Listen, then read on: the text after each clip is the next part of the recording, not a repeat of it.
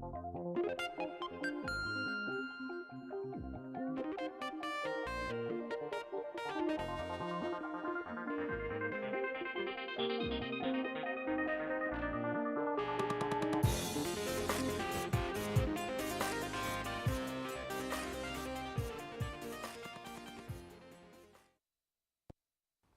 right, hey everybody, it's another episode of Here's Why You're Wrong. I'm Mick. I'm Jim. Jim. Today we've got Mike in the booth, and we've also got John in the booth. Want to say hi, guys? Gents. All right. Today we are going to be discussing mental health, which is sort of another broad category. I know we like to do sort of broader categories here. Let me just say in general, check us out online, wrongtvshow.com. Give us a call, 503-207-7135. We're broadcasting live. If you're watching this right now and it's this date right here, August 1st, then give us a call and let's chat. We really want to have discussions with people. I mean, that's why we did this, right, Jim? Right. I mean, this is about... people to call in. Yeah. Jim and I can go sit and get happy hour wherever we want and yap, and we do. But it's more fun if you guys call in and we can have discussions.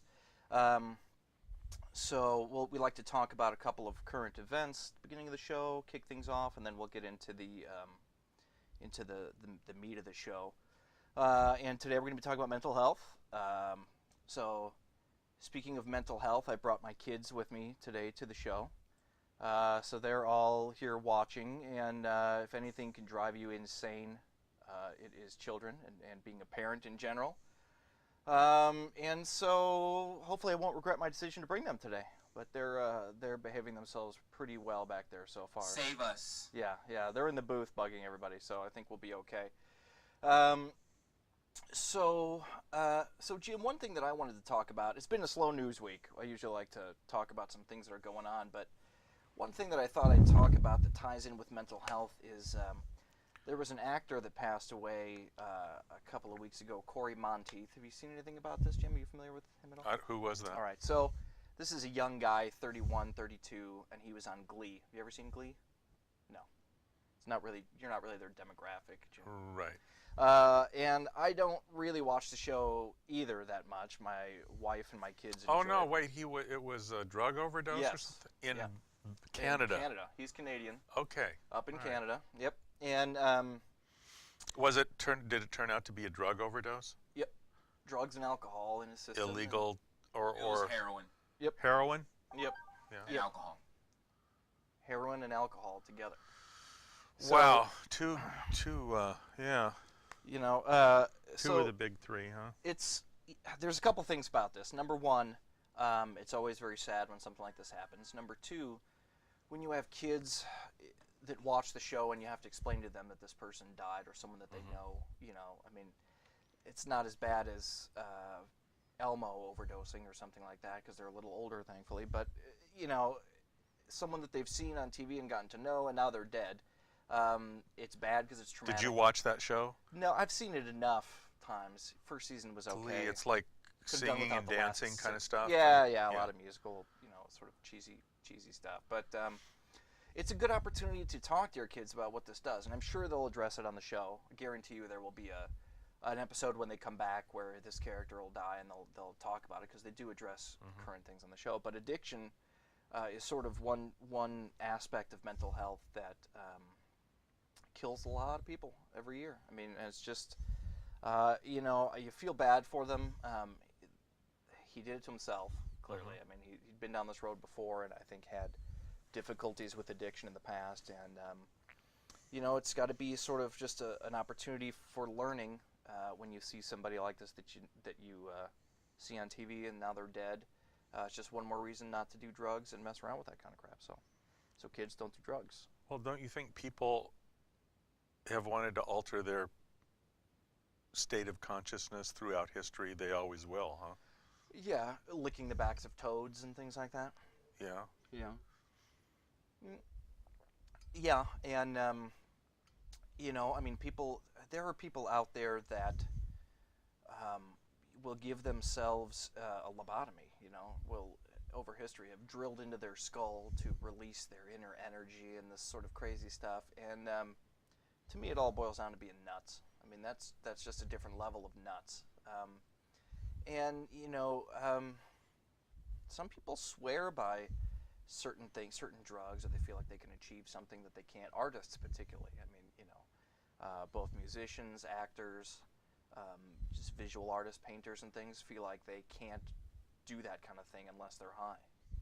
Because it releases. Have you experienced drugs in your life? You must have at some point, Jim. Well, growing up in the 60s, yeah, I probably was You were a child of the exposed to a 60s. little bit of that, yeah. A little bit of weed. We've all tried I stuff just like got that. a new job, and I had to take a urine test, which I passed, so that was good. Good.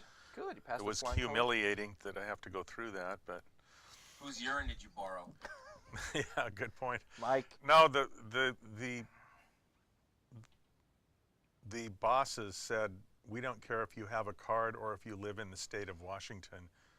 If you are dirty for pot, you're fired without question. And I think they have that legal right. I mean, whether it's a legal substance or not. Well, it's just that it hasn't caught up. I mean, eventually, when the federal government changes the law, then it won't matter. I mean, Right. pot is not something that really appeals to me, so it's not an issue. So you were okay. I was okay, yeah. Yeah, it's and there's some drugs that will sort of scramble your brain and leave you with bad mental health issues. Where you can be totally sane when you start, but you do enough mushrooms, and you have sort of a psychotic episode. Wasn't that guy recently at the City Hall in Beaverton? Oh, I didn't hear He about was that. high on mushrooms, and they tried to subdue him, and he pulled a gun and fired a shot into the ceiling or something. What? I think that was in Beaverton. Recently? Recently, yeah. I did not hear Yeah. anything about that, but there are. That's why I was late today, guys. Sorry. That's Mike. I'm glad you got out on bail, Mike. You got to lay It's off good to those have you back. shrooms. Come on, Mike. Yeah, it's No, there was an ethnobotanist, Edward Schultes, that went down in the Amazon and studied the indigenous tribes down there and the psychoactive substances that they use. He also studied the Indians in northern Mexico and the mushroom eaters and the peyote eaters.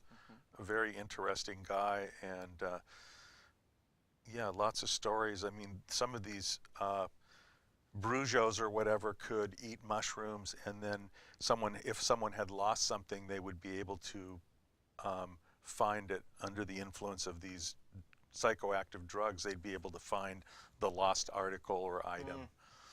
So yeah, Edward Schultes, interesting guy. Yeah, smoked a little peace pipe. With the ayahuasca. Yeah. Interesting.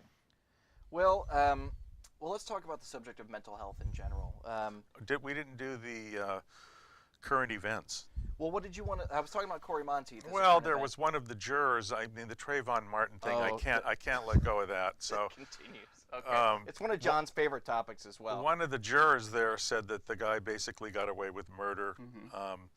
She was willing to face the camera and say her name or whatever, but under the laws, the way the laws were written, they had no choice but to acquit the guy. And then recently, I just read that he was stopped by the police in Texas I saw for that speeding. today. Yeah, And given a warning. yeah, I'm going to let you off with a warning.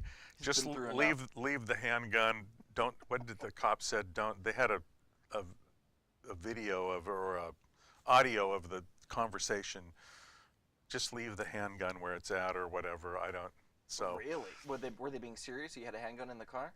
well, I guess. I mean, he's Or was got it a a license joke for it or referencing- something. So Oh. I don't know. You'd think if anyone learned their lesson, my God. Yeah. Although I guess the odds of him shooting another unarmed person are relatively slim at this point, but you never know. Yeah, that whole, it's definitely opened up discussions about whether the law, which I guess there's like 20-something states that have similar laws to this sort of stand your ground thing, whether it needs to be changed or addressed. Well, but remember, they didn't invoke that. That's why they won. Right. But the discussion is still happening about whether that should exist or not. Oh, yeah. If there's not enough evidence to convict somebody, then they're not guilty, and that's what it is. I mean, it's 6 people went in a room, heard all the facts, said he wasn't guilty, and that's all we can do. He's, wait for him to screw up again like OJ. He'll do something else. He'll get busted for stealing memorabilia in Las Vegas in 10 years, and then he'll do his time then. That's all we can hope for. I think he already got pulled over in Texas. Yeah, that's what Jim was just saying. Yeah, it'll catch up Okay, with him. so we'll follow that story. Well, yeah, on stay tuned for subsequent- updates on. Yeah, every show will begin with a Trayvon Martin update, a George Zimmerman update. Then it was interesting. John Kerry has been able to get the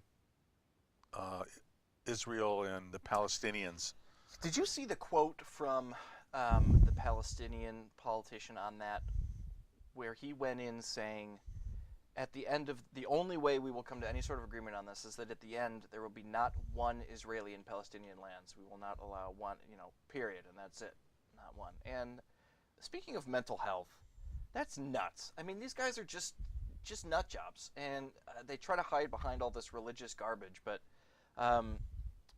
Palestinians don't like Israelis. It's just the way it is. They don't want Israelis near them. They don't want Jews around them, period. Well, if somebody came like in your house, if they came into your neighborhood and said, Mick, you're no longer gonna, this is our land now, you're no longer gonna be here, you have 2 hours to pack your stuff and move out, we're taking over. Well, am I Would the you be Jew a or little the pissed? Palestinian? That's what basically the Israelis did when they came into Palestine. Now, you can say that that was Jewish land 2,000 years ago, but it doesn't alter the fact that people were living in this area and Israelis came in, and basically said, this is our land now, we're taking over, and they took that land. So that's where the feud has started right there. I would point out that we're broadcasting from the United States of America, which had people here when we got here too. Right, exactly. The indigenous, the Indians, you mean? And we said tough. Uh-huh. hit So the I road. mean, there's a if something to be said for both. Yeah. Well, I guess we're lucky that Native Americans aren't strapping bombs to their chests and walking into 7-Elevens to blow us up.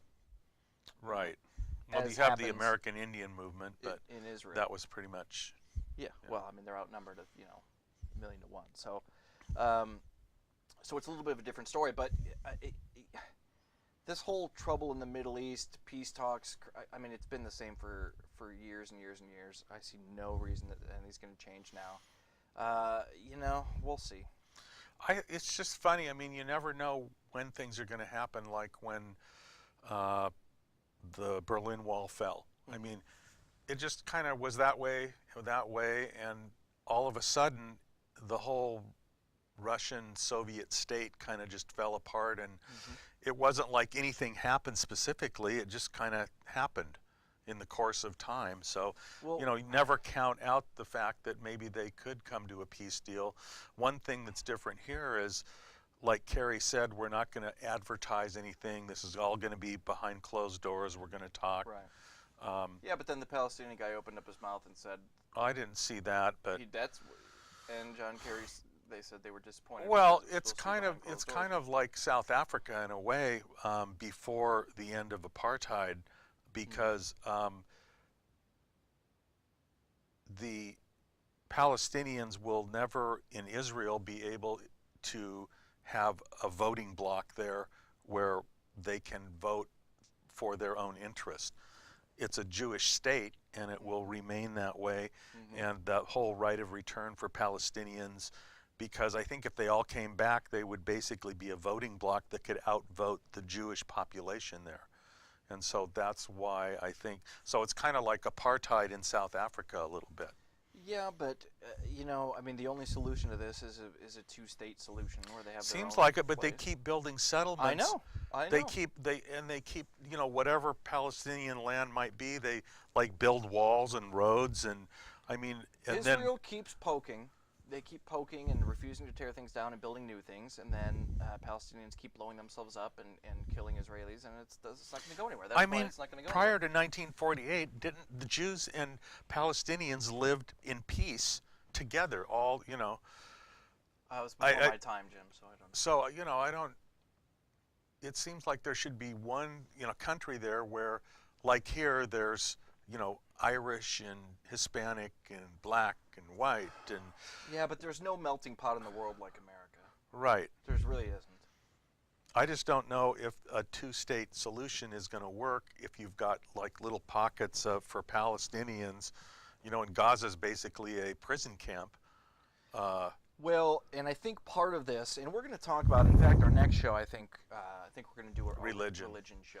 And so much of this is tied up in religion because it would be easy to just say, listen, we'll get you a nice plot of land over here, pack up your stuff and move, and let's go over here. But each side says, no, no, no, this is where my Savior was born, this is where this prophet came from, this mountain is sacred to me, and you can't reason with that kind of thing. Right. Mostly because they're insane. But, I mean, you can't, and mental health and religion go sort of hand in hand in my book. I think you're right. And we'll talk about that. Let's talk into let's get into the main. There's a couple of other Yeah, small John? point. Yeah. Prior to 48, there was no Palestinian state. They were nomadic in the area. So both the Jews and the Palestinians pretty much came into the area at the same time. The other problem is none of the other Arab countries will give the Palestinians an inch. They want it all out of Israel. Mm-hmm. So if there's so much brotherly love to help the fellow Arab, why won't any of the other countries help them carve out a place in their country for them? There's not any brotherly love over there at all for anybody, frankly. And even within different cultures, there's Shia culture and these, and they're constantly warring with each other, and you have to look at some point, from an evolutionary standpoint, which parts of the world have gotten so much further than the others, and I think at some level, when you get just so wound up in this fighting over historical and religious and just what have you, you can't make progress. And if you look at, I think the countries that have made the most progress in the world are the ones that are the most diverse, and haven't spent all this time arguing and starting wars with other people. Now, one could argue that America starts its fair share of wars, which is a topic for a different show. But it's definitely, hey, there's no easy solutions here. John's point is a valid one, I think. Well, a lot It's of been those 60 borders over years. there were, it's a very tribal area, and a lot of those borders over there were made by European powers, well, Britain, France, Right. Just kind of arbitrarily making boundaries in order, sometimes on purpose, to, split tribes apart and cause disunity among the people there in order to dominate and control the resources that are over there. We're talking about a part of the world where women have acid thrown in their face for learning how to read, and for riding a bicycle. They get stoned to death if they get raped. This is not something you can go reason with and say, okay, here's a border and here's why you should do this. There's no reasoning until some level of sanity is reached. And, people like to say, well, listen, we can't judge. That's their culture, and that's bullcrap. You can't act like that today. You want to act like that? Fine. Go live somewhere else. Go do your own thing. We're not going to come help you. That is such a backwards way of approaching life, treating women, that have to be covered all the time. That's not, I'm not going to excuse that on the basis of religion or say that that's okay. It's ridiculous. And as smart, common sense people, we can understand that that's ridiculous. This whole thing is built around keeping women down, putting men at the top, and creating a society that's very male-centric where they can do whatever they want. And, this religion is carved out of, here's what I want to do, and I'll just make a religion that sort of fits that. And, I'm not interested in negotiating with people like that over who gets to live where. But you know what? Israel's been just as bad about not keeping their word and poking the bear, so to speak. And so I'm tired of both of them. You have to realize that for the Muslim, their religion is their government. There's no separation Right. of church and state. I mean, No, Sharia law and they live their religion. Mhm. In our country, we tend to go to church on Sunday and maybe try to follow what we are studying or believe during the rest of the week. For them, it's an absolute we will do this. It's written in the Quran, therefore that's the way life is going to be, and not just church, but life. And they're, if you think about it, that it's so ingrained into them, it's so strongly held belief that they can't conceive of going against it, because to not follow it would be not doing in their belief what God wants them to do. Well, I think that the right wing and the Republicans should maybe pay attention to that and sort of take a page out of that book. Geez, we need more religion in this country. We need to really use our government as religion to really guide where we go. How's that working out for them over there? Oh, it's not working out so good. So maybe that's not what we need. And they're some of the most fervent supporters of Israel, which I'll never understand. But the right wing has sort of adopted Israel as its, little baby. And no, next show is going to be on religion. But I'll just say right now it doesn't do anybody any good. So if you want to argue with me on that, call in the next show. John, you can chime in the next show for sure.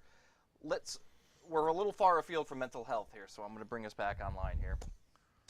Let's get some callers calling in. Somebody here. call in 503-207-7135. Give us a call. Let us know if you have an opinion about mental health in general, or anything we've been talking about. Give us a call. We'd love to have you on the air to chat. Mental health is something in this country that has a lot of stigma attached to it, wouldn't you say? Yeah, if you have a physical illness, you can kind of be justified in not being able to perform or produce. But if you have a mental illness, especially in past times, maybe not so much now, a little bit less now. A little bit less Yeah. now, but it's still pretty bad. I mean, Pretty there were bad. times historically, we talked about a lobotomy earlier. I mean, there were times when, you would get a lobotomy if you weren't right. If someone didn't think you were right, you'd end up in the sanitarium.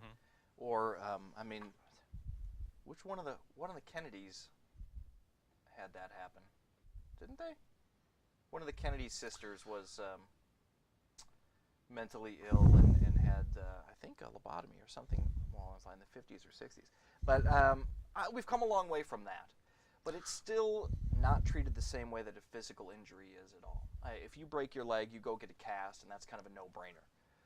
But if you have a chemical imbalance in your brain, or something's not working properly, or you can't understand certain things, your brain functions in a different way, people adamantly refuse to get either therapy or get some medication to help with that.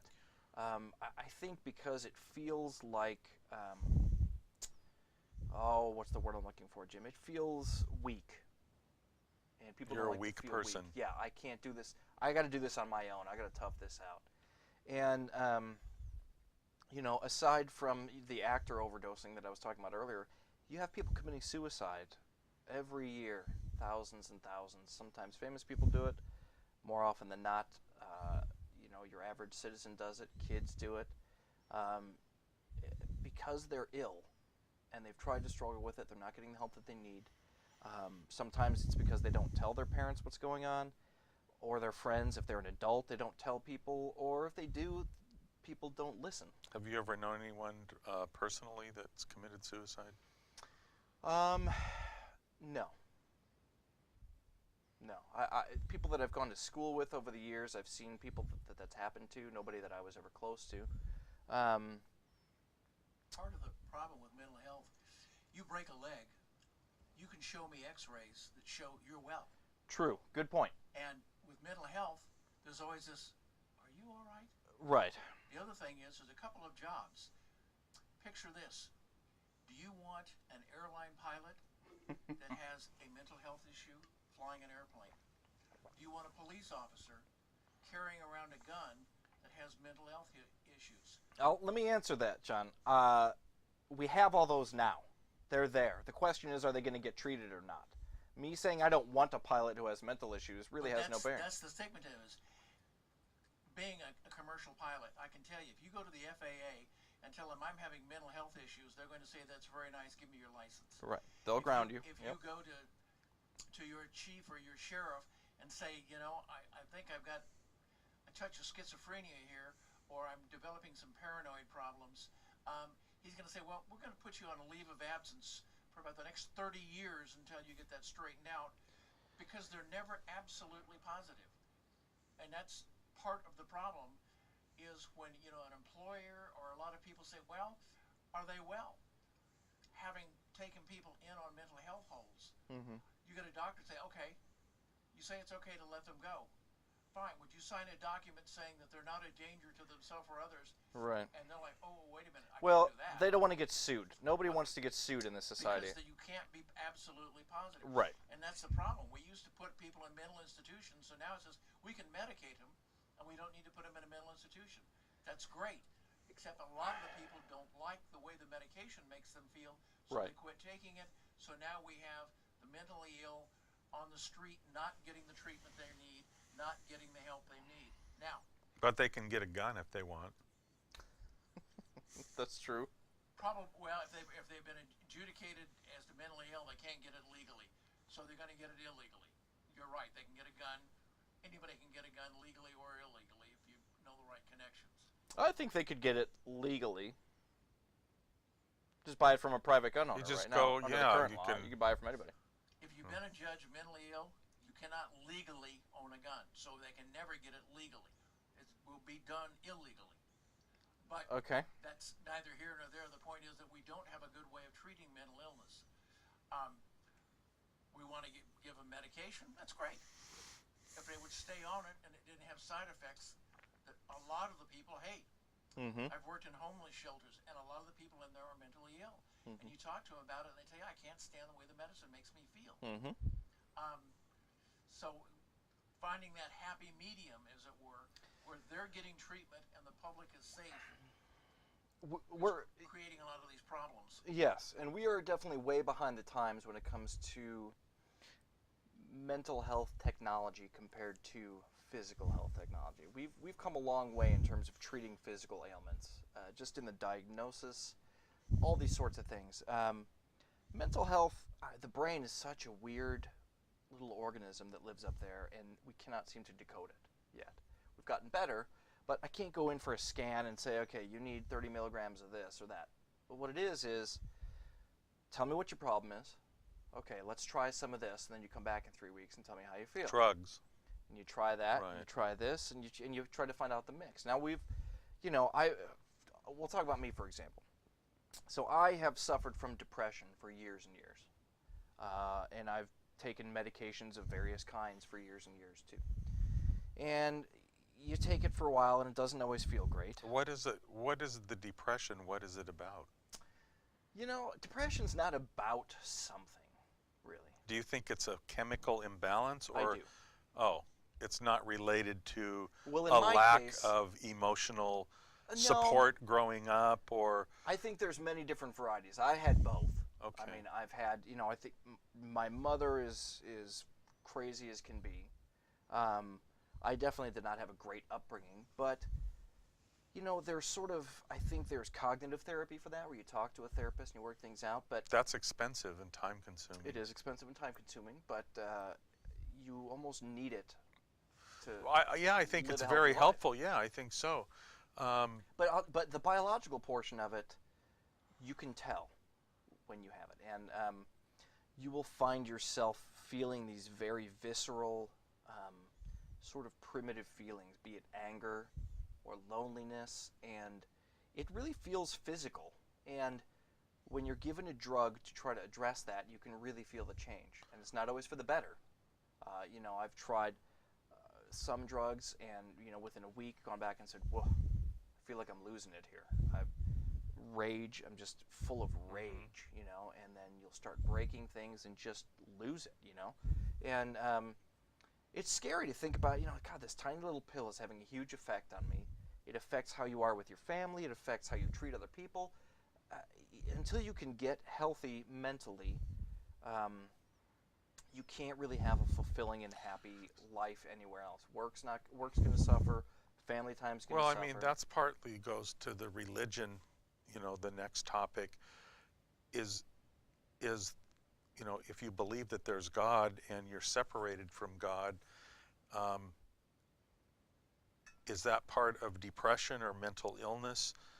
That What do you mean? well, if you have a religion where you have a connection with a higher power, then that can fill the need and be a solution, or You're saying religion cures depression? it could. I don't know. What do you think? Have there been empirical studies on that? Well, that's one thing. It's hard to do empirical studies on. There are certain. I think that depression is a biological function, and I do not think any amount of religion can cure that. Now, there are certain people who probably are unhappy with life and have had a difficult upbringing, that maybe do not have a chemical imbalance and could use some therapy, and religion maybe could take the place of therapy or help them along that path. But there's people who think God talks directly to them, and they're not the most mentally healthy people that I know. But You're Jimmy, talking about schizophrenia. Well, Uh-huh. that's what I would say, but they would say they're talking to God. You know.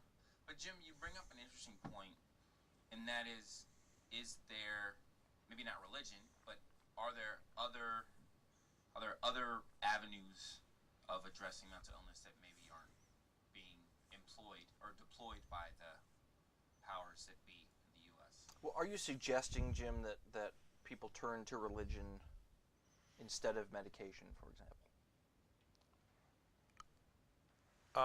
Yeah, some people find a solution to life's problems in religion. Other people find it in drugs. I don't know. God has never talked directly to me, so I keep going back and forth. Is there really a God or not? I know I'm not God, so I'm pretty sure of that as well. yeah. Guys, John thinks he's God, though. Yeah. Well, John's not far off. He might be as close as we're going to get. No, but Where are I'll these address- callers? Where are the callers? No, we're Let's waiting get for some him. callers in here. They're all talking to God. I have an identical twin brother, and he is mentally ill, Mm-hmm. and he is very religious. He threw himself into religion. But what happens is you start to think that God is more powerful than your drugs. So you get off your meds, and then you think you've overtaken mental illness. Like, it's a slippery slope. I think it's kind of a dangerous comment to make. Religion, I don't, like, mental illness is deep, and I think that I've seen it with him. He's still a little wacky. Well, He lives in Ecuador. He gets SDSI.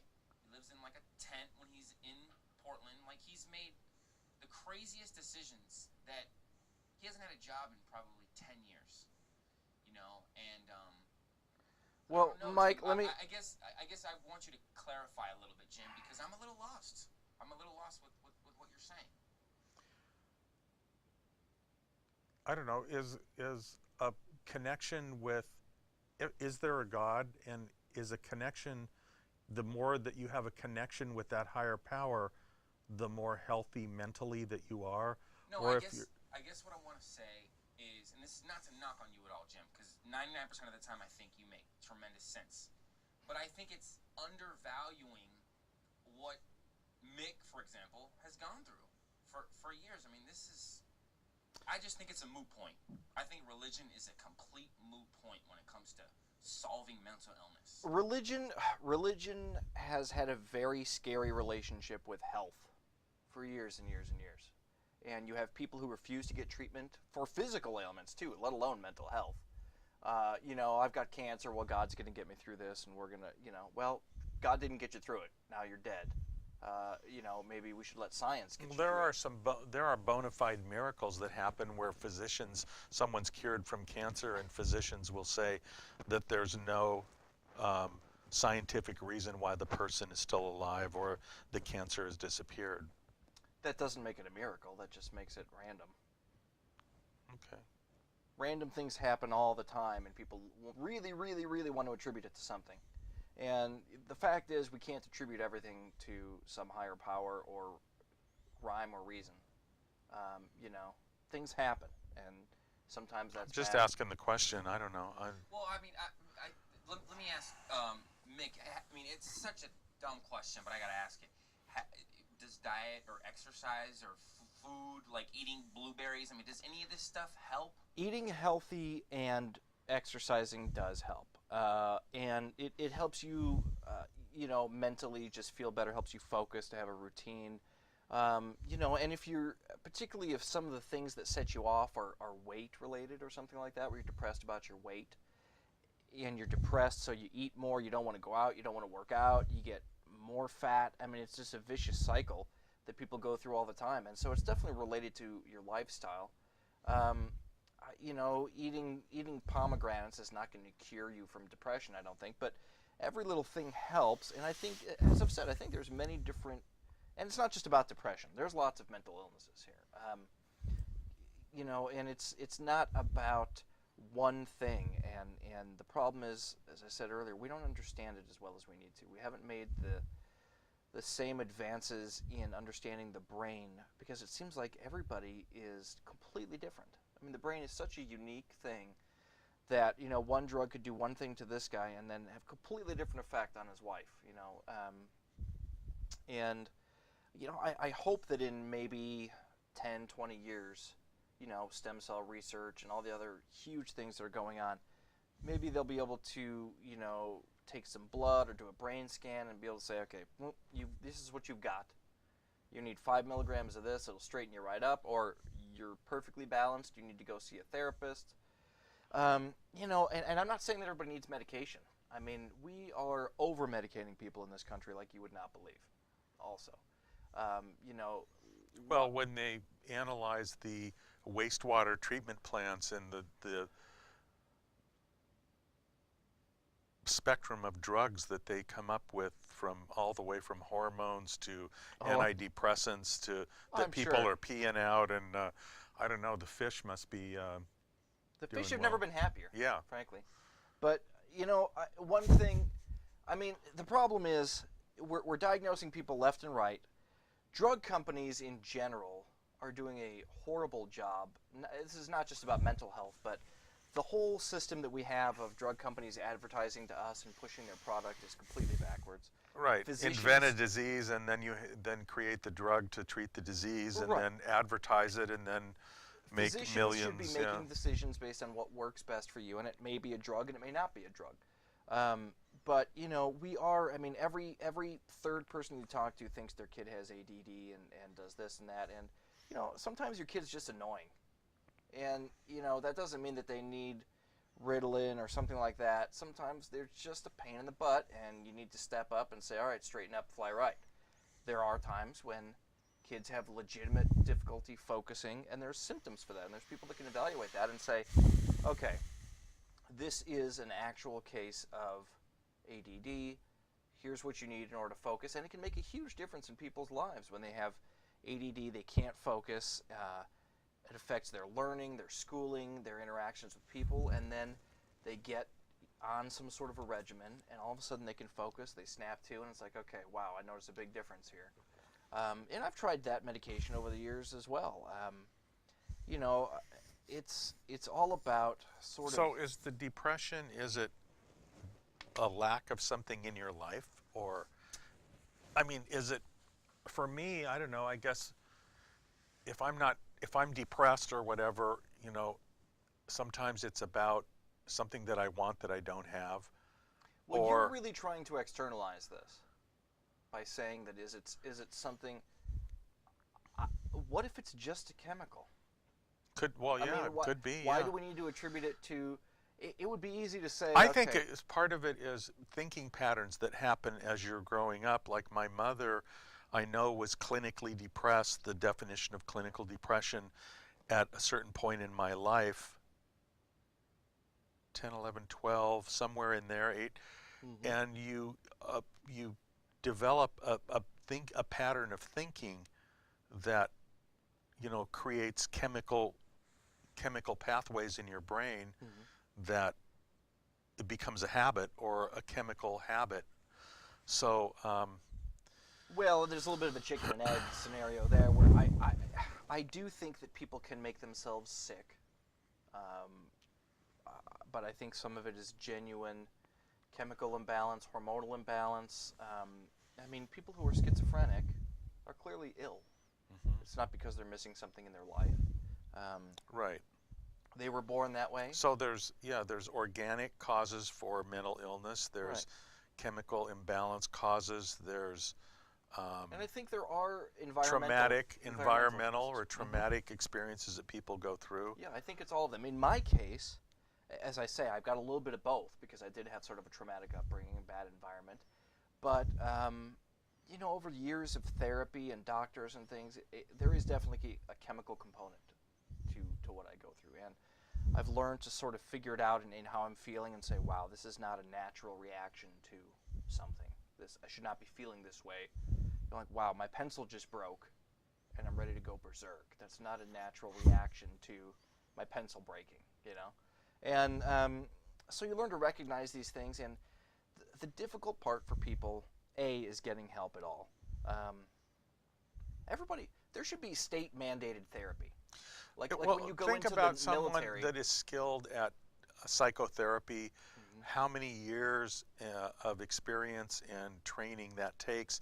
So how much it costs for someone to provide that to an individual.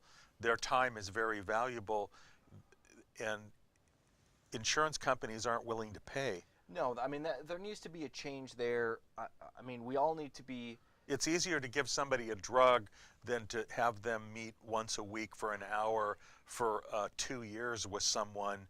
It's just much quicker, simpler, cheaper I'm to not give sure them a it's drug. cheaper. I'm not sure it's cheaper. Well, Have you it's- seen the cost of prescriptions? The insurance company is paying the brunt of that. Hundreds of We dollars got Dylan on the phone, for guys. these pills. Okay. Dylan, are you there? I'm there. Oh, I can't hear him in here. Do you guys have him piped up? Yeah, I was There we told go. that I was supposed to be really loud, apparently. No, now I got him. Hi, Dylan. You can hear me? Yep, we can hear you. What's on your mind? Alright, well, I was hearing about what you guys were talking about the mental illnesses and, like, what can contribute to them. Can you speak up a little, please, Dylan? What I would like to say is that the mind controls the body. Basically, if you believe something strong enough, then your body will believe that as well. If you are a hardcore religious person, then yes, you'll believe that, like, you are being touched by God and you're supposed to be the Messiah, and everybody wants to be a hero, so they just go out there and they express themselves in that way. And the thing that I don't understand why they don't think about is the consequences. I mean, what if somebody who just ends up in, like, a mental asylum thought, had a second thought before he did what he did to just kind of come out there and let everybody know, hi, I'm schizophrenic. What if they just thought, wait, people are going to take this the wrong way? Well, I mean, part of having a mental illness and depends on the severity. Thank you for calling in, Dylan. A couple things I want to address there that he mentioned. Number one, the mind affecting the body is definitely. I think that exists, and I've known people that are just constantly sick or feeling terrible or this or that, and you think, God, why does all this stuff happen to this one person? And I think you can get into something sort of cyclical and make your, it's not like I think the stomach pains don't exist. They probably do exist, but part of that is because you're creating them because you need to be feeling bad about something. And I think therapy is just as helpful as, anti-nausea drugs or whatever medication you're on. And I've often wondered how much a placebo would work in those kinds of situations, because people want to feel like they're doing something, they're getting an adjustment, whether it's real or not. It would be very interesting to me to see if doctors could really do placebo. Guys, we also have a call on the line. Okay, thanks, Dylan, for calling in. Who's Thanks, Dylan. or anything to add there, Jim, before we take the next call? Well, Dylan said one thing. People like to feel good about themselves, or however he put that. So you want to feel like you're, liked and accepted, and if you don't, that can cause a lot of disharmony inside yourself. And one of the things that can lead to, mental health problems are all these horrific shootings and things that we have, or people who felt like they were an outsider, they didn't fit in, they clearly had mental illness because they walked into a school and shot 10 people or did something like that. This is all mental illness that has not been addressed. And, it's really terrible, a terrible sort of reaction. And it's terribly sad that we couldn't get to that beforehand and address that, and that their parents couldn't see that. The other thing is free will.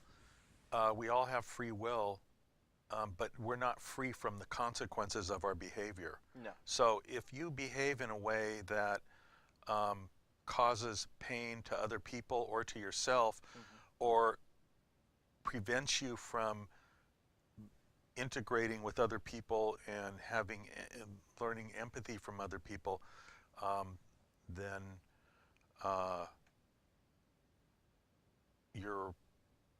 you could definitely have mental illness from that. Mm-hmm. Who do we have on the line, you guys? Do we still have a caller there? Yeah, his name's Cole. Oh, Cole. Okay. Let's patch him through. Hey, Cole. Yes, Hey, buddy. How you doing? I'm delightful. You are delightful. I know that already. Yeah. So what do you got? One of the things I just wanted to touch on, and I think you were kind of alluding to this, and I didn't get to hear all the other callers what he was talking about when he called in, but the way America treats mental illness is very different than the way Europeans treat mental illness. And one of the things that America does is they say, well, this is a disease, and it's a very specific way, a very specific disease. We can find it, we can look at it, and then we can treat it with this, that, or whatever, a drug or whatnot. And where this all comes from, I read an article, I can't remember where, I feel like it's Time Magazine, I read that a lot. But, a lot of Europe, I'm not saying they're right or wrong here either, is that, they start early enough with some, they recognize symptoms early on, and they do a lot more therapeutic treatments. And so it was interesting to me that, they treat it as a completely different thing, not necessarily as a disease to be conquered, but more of a thing that they can work through. And, they don't have to give everybody a whole bunch of drugs.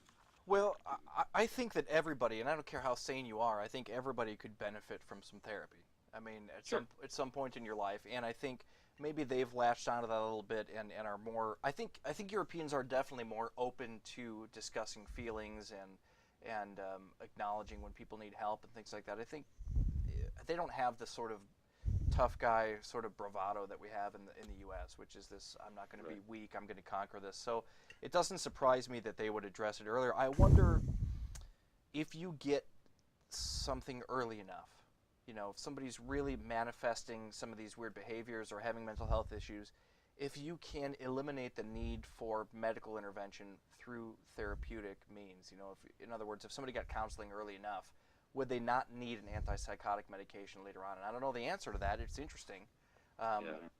Maybe you wouldn't create the chemicals that you create later in life if you get there early. Yeah, I mean, I don't know. It's just like how, again, I was reading something else where, as the brain matures, it closes synapses and makes the brain more efficient at doing whatever it is, the task that it's been learning along the way.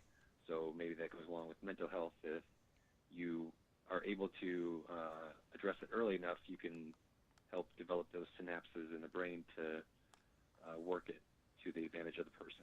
Yeah, and that it's particularly important. That's why it's particularly important with kids, because when you are young, and not just mental health in terms of mental health, but everything, your brain is so mushy and moldable, and as you get older, it gets more firm and firm and firm, and then eventually you end up like John in the booth, and you can't change your mind about it. You're just so rigid that they can't change your mind about anything if you tried. But I think when you're we just young, need to be a you're lot more malleable. cautious. Yeah, I think we just need to be a lot more cautious about giving so many drugs to young kids because they're not fully developed yet, especially with the brain. So when addressing that in children, there needs to be a lot more different approach. And I understand that there's a lot more people. There's a lot of people that can be very sick, and so yes, drugs are absolutely appropriate. But I feel like it's gone off the handles in terms of how many people just get drugs right away. It is. It's interesting because there's two parts to this, and of course there's a happy medium like always, but you have an overly drugged society where prescriptions are being handed out a lot of times when they don't need to be, probably. And then you have the other half of society which refuses to take drugs when they really should. What some people who, or even therapy. Or they prescribe for themselves illegal drugs. Well, yes. Self-medicate They're themselves. self-medicating. And alcohol, too, can do that easily, perfectly The mother legally. of all drugs. Yeah. And so, on the one hand, you say, okay, well, do all these kids really need all these medications they're getting? And then on the other hand, you say, geez, I know some people who could use some therapy and some drugs because they are off their rocker. And the reality and the truth is somewhere in the middle there, and I don't know how we find that. I don't know that we necessarily look to Europe for that, but when it comes to their culture and the way that they address social issues, I think they are more evolved than we are, frankly, at this point. I mean, they talk about things more openly in general. And I think they probably do address mental health issues a little better. At the same time, you get some really scary mental health snaps over there. Yeah. Like, the guy in Finland. Sweden. Yeah, where was he? I think he was from Finland. Who killed 80. Oh, That was a Sweden. religious dude. No, it was Sweden, and Well, he was he didn't. He thought the Muslims were going to come Norway. take Norway. over. Right. Norway, there you go. Norway, Norway. Finland. Norway. All up there. Yeah, it's cold. It's cold over there, wherever there is. But you do get some scary snaps over there in Europe for sure. But I think they're fairly well balanced on the whole. So we probably could learn a few things over there. I just wish, well, it's the independence. You have to be independent here, and as a person, as a human being, you have to pull yourself up by your bootstraps.